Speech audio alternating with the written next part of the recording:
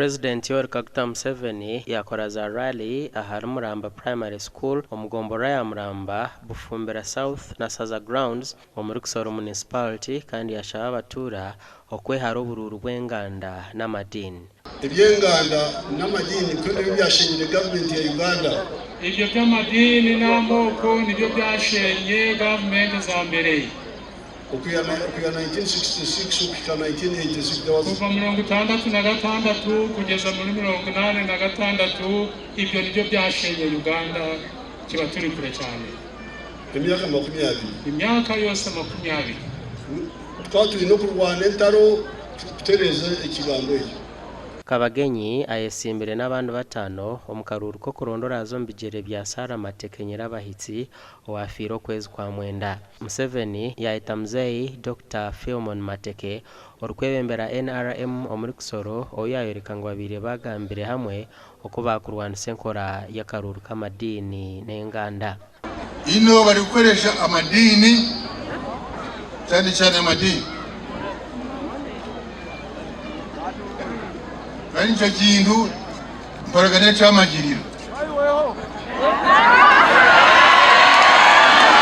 Museveni yayoreka ngo ababona abari mukore ibintu nkebi omukaruraka nibija kujunanwa kandi bareto mu mbuga z'amateka. Kukutunga ubujurizi no iyo maze kubona ubujurizi ngo umuntu abena konsa amadini ninga enganda umaze kubona ubujurizi ko nakari gukoresha amadini nangwa se amoko icyo kubanza candidate kwa kubarabere munwa mu mpara nibabishaza nozo muchome imyaka 5 uza mu gihombe ukamara mu myaka 5 kandi turugareka kwetsimbo mbururu kumara imyaka 8 kandi hari itegeko rivuga ngo bibaye bityo uzamara n'indi myaka 8 utari kwemererwa kuja mu bururu.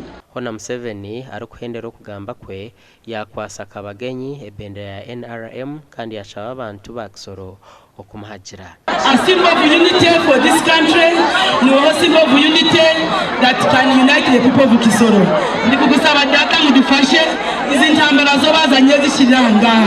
Kuko ndikuvugira ubu no bugufa abantu bagiye gupfa bari kubyora ubusa kubera amadini badafashingiye.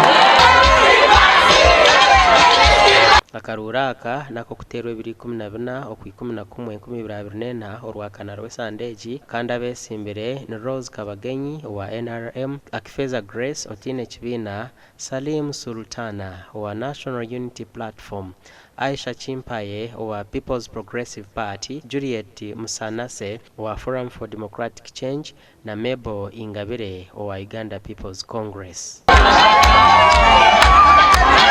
Gasha kwa Job na Manya na Keta tuzarirwe omuri Kisoro.